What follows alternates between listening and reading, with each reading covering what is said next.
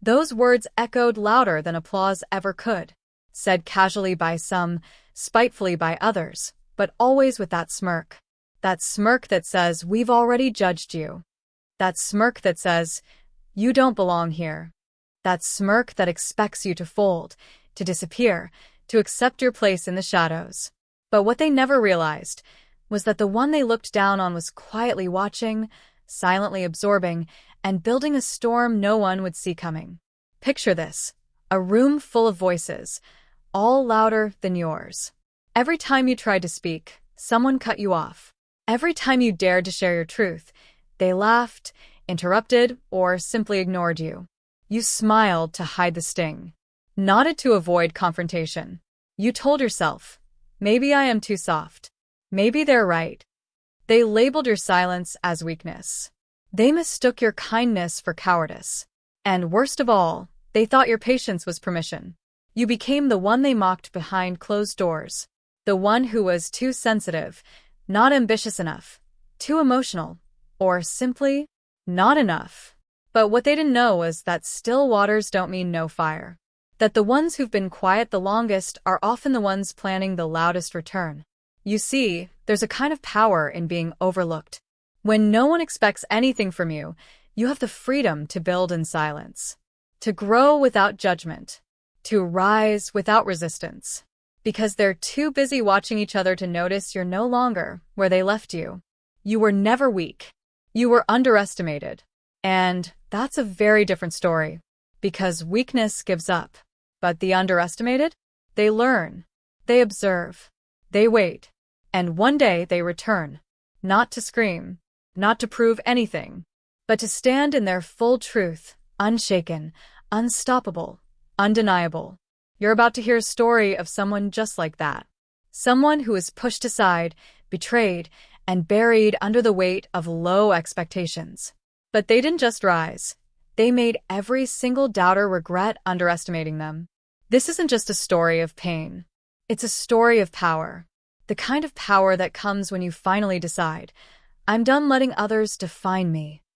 So let me ask you, what if the version of you they rejected was just the quiet before your storm? What if the pain they laughed at was the exact thing that made you unstoppable? Because sometimes the last laugh doesn't come from revenge. It comes from growth, from success, from standing so tall they can't even look you in the eye anymore. And that laugh is the sweetest of them all. Her name was Aliyah. Not the kind of name that stirred crowds or sent shockwaves across boardrooms. Just a soft, simple name, spoken gently, often mispronounced, and even more often, forgotten in rooms filled with louder presences. But behind that modest name lived a soul full of storms, heartbreak, and a silent rebellion waiting for its moment. From a young age, Aliyah was told to stay in her place. Not by strangers, but by those closest to her, family, teachers, even friends. You're too emotional, Aliyah. Don't be dramatic, Aliyah. Let the others lead. You're not built for that. She grew up in a house where silence was safer than expression, where dreams were too expensive to discuss out loud, where girls who spoke too much were labeled rebellious, and boys who failed were still applauded for trying. Aliyah's world wasn't cruel, it was tight. Tight in expectation. Tight in tradition. Tight in the invisible rules that said, don't aim too high. You'll only get hurt. At school, she was the one who always raised her hand but was rarely picked. She'd return home with ideas bubbling in her heart, but by dinner, those ideas would already feel ridiculous. She'd stare out the window, wondering why some people were allowed to take up space, while she had to constantly shrink. Still, there was something different about her. Something even she hadn't fully understood yet. You see, Aliyah listened. She noticed things others didn't. When someone was in pain, she felt it before they spoke. When someone lied, she caught the hesitation in their voice. And when others mocked her softness, something in her soul whispered, let them. Your time is coming. But life wasn't done testing her. In college, she dared to believe she could lead. She applied for a position in the student council, heart racing, palms sweating, rehearsing every word of her speech in the mirror. It was the first time she tried to be seen. The first time she asked life, "Can I belong up there too?" They laughed. Not everyone, but enough. A boy in the back said, "She's too soft for this." A girl muttered, "She's pretty, but not leader material." And a teacher, yes, a teacher, said behind her back, "She's a sweet girl, but she doesn't have what it takes." She lost the election by a landslide. She didn't just lose votes, she lost belief. In herself, in people, in the idea that hard work and heart were enough. But here's what they didn't see. That night, she didn't cry herself to sleep. She sat up, opened her journal, and wrote, "They think I'm weak, but I'll remember every name, every face, every word, not to get revenge, but to build something so powerful they'll be forced to watch." That was the moment everything shifted. It wasn't loud. It wasn't glamorous. But something inside her clicked. She stopped waiting for validation. She stopped shrinking to make others comfortable. She started reading more, listening more, planning more. While they laughed, she studied. While they partied, she prepared. While they doubted, she built. Aaliyah wasn't just growing, she was transforming. She began volunteering for community events, building small networks, mentoring younger students, quietly gaining influence, one soul at a time. She didn't need the spotlight. She only needed her voice to reach the right ears. And those ears were listening. Soon, she was invited to speak at a local seminar. Then another. And then a national leadership forum sent her an invitation she never expected. "We've heard of your work. We'd like you to speak." From the girl who couldn't get picked in class, to the woman being flown across cities to share her truth. But let's not pretend it was easy. The journey wasn't smooth or full of praise. There were still whispers, still doubts, still moments where old voices crept in. What if they were right? What if I'm not enough? But every time those thoughts came, she whispered back, "Maybe I'm not what they expected, but I am exactly what I'm meant to be." And that belief, it became her armor. Her past didn't disappear. Her scars didn't fade. But she wore them differently now. Not as marks of weakness, but as proof of survival. Success didn't silence the critics. It amplified them. With every step Aaliyah took forward, there was someone waiting to pull her back. The louder her voice grew, the more uncomfortable it made those who had always dismissed her. The whispers turned into sarcasm. The sarcasm evolved into direct attacks. And eventually into betrayal. It began subtly. A friend she trusted deeply started missing meetings. Then came strange rumors, conveniently spreading right before key speaking events. Emails accidentally went unread. Important files mysteriously disappeared. At first, Aaliyah thought it was coincidence. A glitch. A misunderstanding. But her instincts whispered otherwise. One evening, she received an anonymous message. "Be careful. Someone close to you is trying to take your place." The word sent a chill through her veins. Who would do this? Why? Hadn't she earned her place with patience and persistence?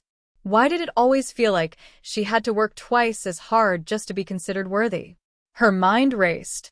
Could it be Samreen, the one who always complimented her ideas, but never clapped when others did?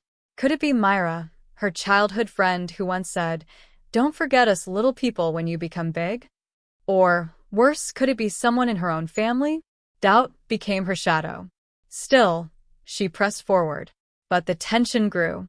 The room that once echoed with her confidence now held air thick with suspicion.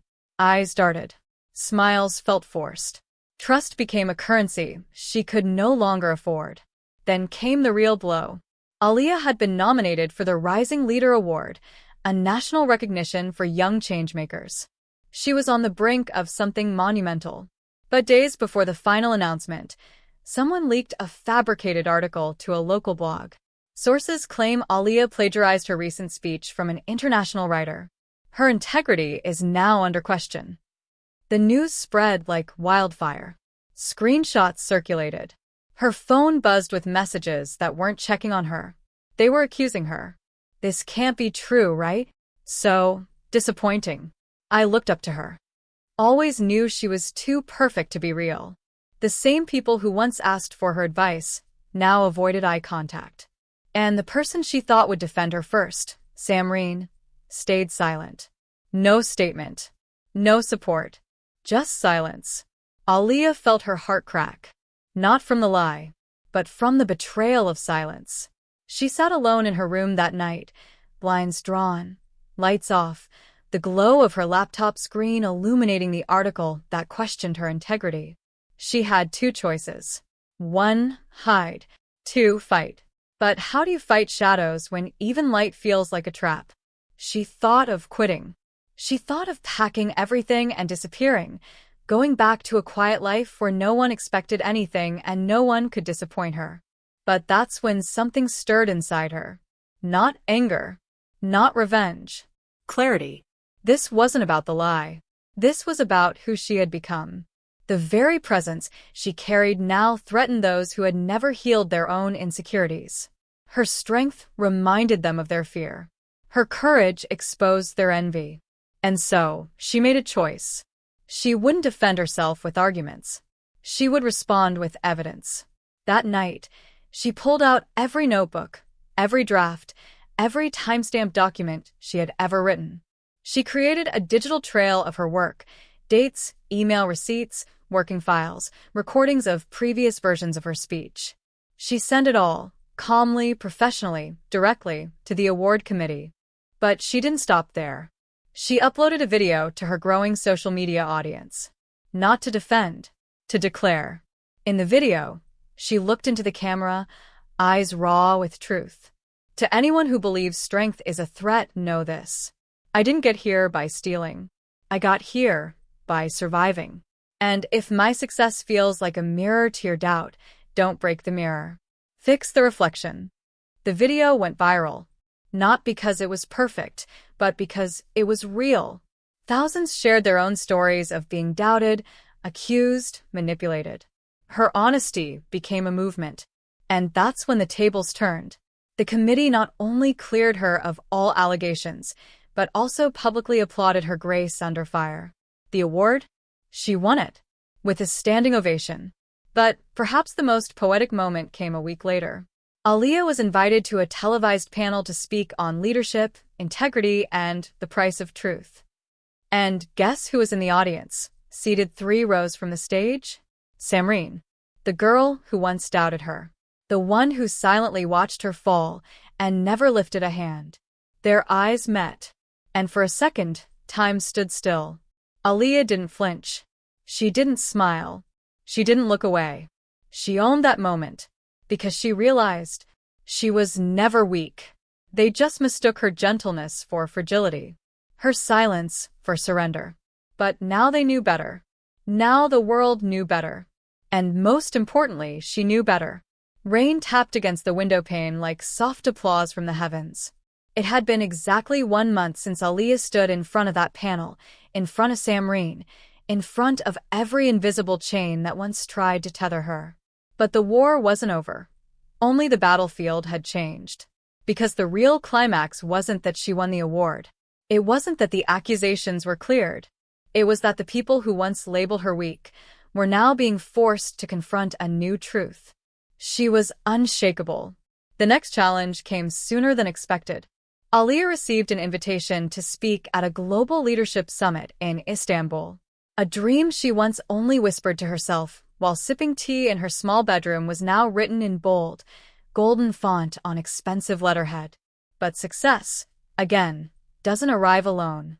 It brings tests. The night before her flight, Aaliyah received a message that made her pause. You won't last on that stage. You're not international. You're local at best. Don't embarrass yourself. No name. No number. Just venom wrapped in anonymity. Aaliyah stared at the screen, her fingers trembling for a second, not from fear, but from recognition. She knew this tone. It wasn't just hate. It was fear pretending to be power. She didn't reply. Instead, she shut off her phone, walked to her mirror, and looked herself in the eye. Gone was the girl who once doubted her reflection. Now, she saw someone who had been through the storm and learned how to dance in the rain. The next morning, dressed in a soft beige suit and wrapped in a muted silk scarf, she stood at the airport gate alone, Not because no one cared, but because some journeys require solitude. The summit was everything she imagined: grand halls, marble floors, cameras that followed every move. Influential faces from across the globe nodded politely, shook hands stiffly, and evaluated every word. She was the youngest speaker there, the only one from her region, and the only one who wasn't part of a legacy. She was the legacy in the making. When her name was called, Aaliyah walked onto the stage like she belonged. Because finally she knew she did. Her speech didn't begin with credentials or statistics. It began with a story. Once, I was told I was too quiet to lead, too sensitive to survive, too naive to understand the world. But what they didn't realize is that strength doesn't always roar. Sometimes it whispers and waits for the world to catch up. The crowd was silent, listening. She spoke of resilience, of rising from the ashes of betrayal, of finding power not in revenge, but in truth. She told them what it means to be doubted and still dare to show up. She ended with, I was told I was weak, but I wasn't weak. I was rooting. And now that I've bloomed, I do not seek applause. I seek awakening. The standing ovation came slowly at first, then built like a wave crashing against centuries of doubt. But the truest moment of resolution didn't come on that stage. It came a few days later, in the inbox of her email. Subject line, I owe you more than an apology. It was Samreen. She had watched the summit. She had cried. And she confessed. She had been the one who leaked the false article. She had been the one who fed lies to jealous voices. Not out of hate, but out of pain. I couldn't handle how far ahead you were getting. You did everything right, and it made me feel like I had done everything wrong. You never meant to make me feel that way. But I blamed you anyway. I was wrong. I was selfish. I see that now. Aaliyah sat with the message for a long time. The ache it reopened was real. But so was the growth she'd earned. And so, she responded, not with cruelty but with clarity. Pain doesn't justify betrayal, Samreen. But I understand now. Hurt people hurt people. I forgave you long ago. Not for your sake, but for mine. I'm moving forward. I hope you heal. She didn't seek revenge. She didn't broadcast the apology. She didn't turn it into a speech. She let it go. Because true strength isn't proven in the fight. It's proven in what you choose after the fight ends. And that's when she knew she had won. Not because she silenced her enemies, but because she no longer needed to explain herself to them. Years passed. Aaliyah became a published author, a global consultant, and a mentor to young women around the world. She built an academy that trained girls from underserved communities to become voices of change. She didn't just break glass ceilings, she built new roofs. But every now and then, when she stood before a young girl afraid to speak up, or when she read a message from someone saying, "You inspire me to keep going," she remembered those early days. She remembered the taunts, the betrayals, the doubts. And most of all, she remembered the day she stopped needing validation. She became the woman others once said she could never be. And when people asked her what her proudest moment was, she never mentioned the awards, or the stage, or the applause. She simply smiled and said, "The proudest moment of my life? It was the day I realized I didn't need to prove them wrong. I just needed to prove myself right." So now I ask you, what does it really mean to be weak? Is it the quiet ones who cry behind closed doors but still show up the next day? Is it those who break but rebuild? Is it the ones who walk away from revenge to protect their peace? Because if that's weakness, then maybe, just maybe, we've misunderstood the word all along. Aaliyah's story isn't just a tale of triumph. It's a mirror for you, and every soul that's ever been called too sensitive, too soft, too late, or not enough. You see, the world loves to clap for the loud, the bold, the obvious. But the world needs the quiet strength, the kind that doesn't seek the spotlight, but becomes the light. So if you've ever been mocked for dreaming, doubted for caring, or shamed for feeling deeply, let this be a reminder. You are not weak. You are witnessing your becoming. You are not behind. You are rooting before rising. You're not done. You're just beginning. Because the truth is, those who are underestimated often carry the greatest capacity for transformation. And when their time comes to rise, it's not just a comeback. It's a divine response. So take a breath. Let the laughter of the doubters echo. And walk your path anyway, with your head held high and your heart intact. Because one day, when you've bloomed, when you've healed, when you've turned your scars into symbols of strength, you'll look back and smile. Not because they finally saw your worth, but because you never stopped believing in it yourself.